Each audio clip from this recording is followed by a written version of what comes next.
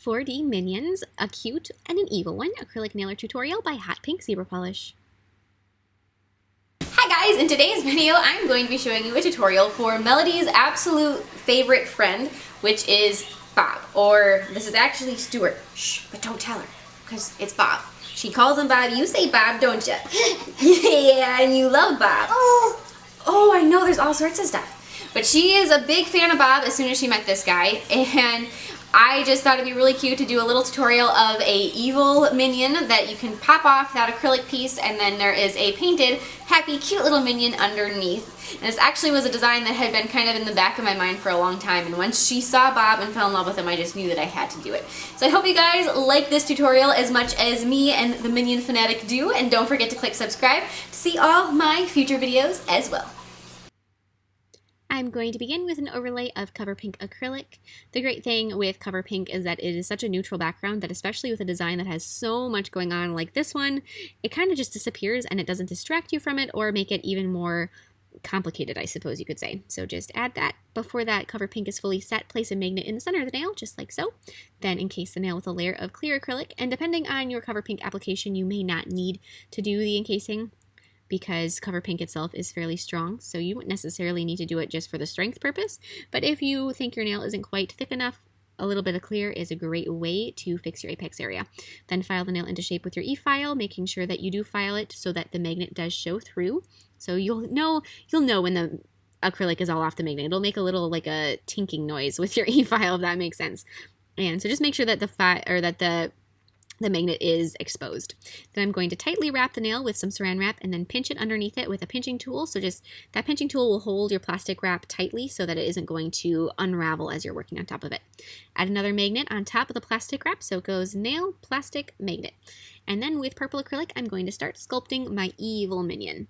So I know that you guys saw Melody with her minion in the intro, and that's actually her grandpa's minion, my dad's minion. He is a minion obsessed, or at least he was. He's kind of coming back away from it a little bit. But he had this stuffed minion and she fell in love with it. In fact, one of her first word was actually mama, but her second word was Bob, because Bob is a minion.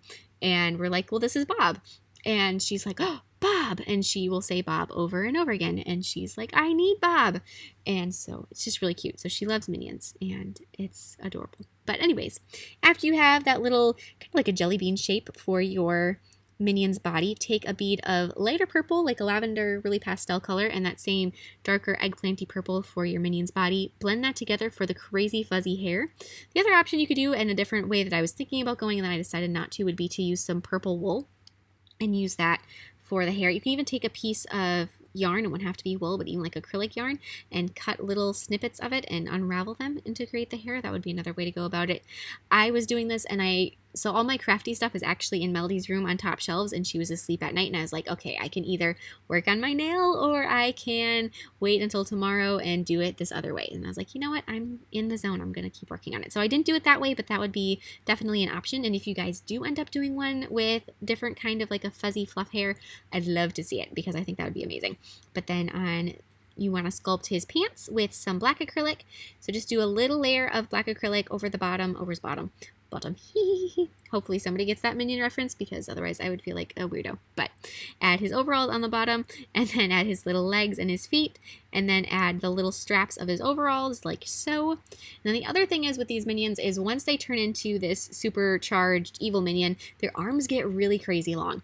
And I didn't want his arms to actually be hanging out off the nail. So in a minute you'll see I just kind of took them down like they were hanging down pretty loose on his sides. You'll see that in a second. But before that, you also need to sculpt. They get a really bad underbite once they turn evil. So you want to sculpt his lower jaw sticking out, which is what I just did. That kind of goes between the overall straps. Now there's that arm that is sticking down. And when I was looking at the different pictures, I just decided that just to have them hanging down was probably the best way to do it, because these little arms are going to be so skinny and so fragile that if you were to have them like hanging or like holding them up or doing something else, it would just probably break very easily. So my recommendation is just to kind of do them hanging down. But then add the little gloves on the ends of his hands with black. And also going back to black acrylic, you're going to want to sculpt the strap of his goggle. And this is actually a debate that I had back in a different 3D Minion video with a one-eyed minion. Is it goggle because there's only one eye, or is it still goggles just because that's the only way to say it? And I don't know if I ever came up with the proper answer, but I'm going with just sculpt as goggle because he's got the one eye. Add some white acrylic teeth, so just take little beads of white acrylic, add some teeth along that lower jawline so that they're sticking up. They don't have to be straight, they don't all have to be the same size. In fact, if you make them a little bit uneven, that definitely adds. Then place a bead of silver acrylic between the two straps of his goggle. Let that set for just a second and then take a dotting tool, that dip it into some clear acrylic just so that it has a little bit of a protection from getting stuck to the acrylic, and just slowly press out so that you get that nice little ring for his goggle going around. Fill in the center of that with some white acrylic, just like so for his eyeball. And you can kind of push it down a little bit. So he's going to be squinting, and then fill in that area that you pushed down with some more of the purple acrylic that you used on his body. Touch it up some here and there, and then I'm going to take and I'm going to do some more details on my 3D minion with some acrylic paint. So I'm going to kind of touch up his eye with some white acrylic, add a little outline around that area with some black. Go back and forth, add some black outlines here and there when you need to. Add his iris with purple, pupil with black, little white highlights on his teeth, outlines here and there. Because the purple is fairly dark on this guy, you can add black outlines and it's not going to end up looking too outlined, if that makes sense. Add some little squiggles in his hair with some lavender color, highlights with diluted lavender. You don't want to highlight him too much because you do want to keep him kind of dark and mysterious looking, but you also want to be able to see what it is that you spent your time sculpting. So do some highlights, highlight white on his overalls.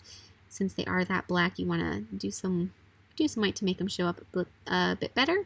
Add the little Gru G logo on the front of his overalls, and then you can start painting your flat happy minion. So I'm going to take with yellow paint, and I'm going to start just going through and painting the shape of his body.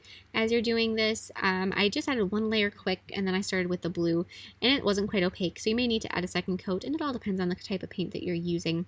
But on top of that cover paint color, hopefully you won't have to do too many multiple coats. The color should have pretty good coverage over that because it's not like painting it over black.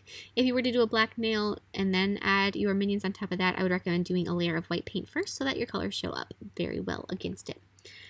And then I'm going to take and I'm just going to keep going back and forth between my colors, the blue and the yellow.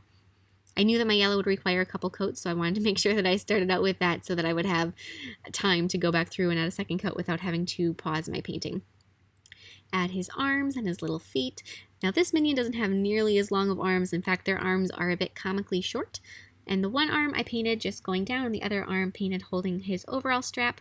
Add yet another layer of yellow over my is it skin? Over my minion's skin? I guess I'm going with skin. A little bit more blue over his overalls, and as you're doing that little bit more blue on the second coat, take some white paint and blend that in for some highlights.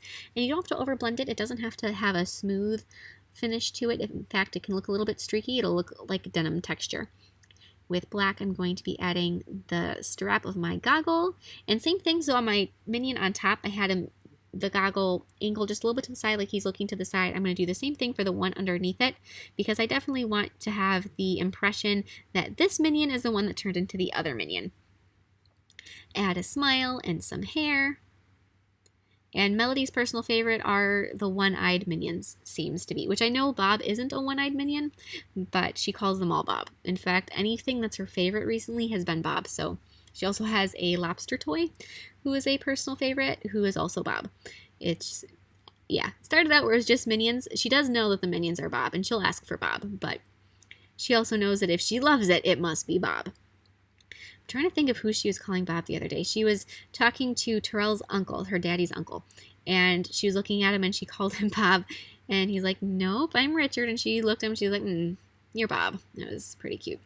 Just do all your outlines. Outline his overalls, his arms, his goggle. Fill in that eye with some white. Add a little bit of yellow in there for eyelids.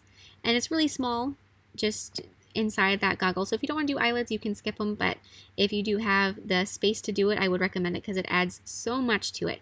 And then I went through and I added his pupil with brown, but you can do, or his iris with brown, I mean. You can do brown, blue, or green. All of those work. add his pupil with black, apply some gel sealer, cure this guy, and your minions are all done. So I decided to do the purple one on top just because I think the purple one is a little bit more fun, but the purple one with the nice one underneath, it's just such a cute design for any minion fanatic like we have apparently multiplying in our house, because we started out with one and then I kind of got sucked into it and now we have three because Melody is definitely a fan. So please share any recreations with me on Facebook or Instagram. We'd love to see them, and I will see you in my next video. Bye!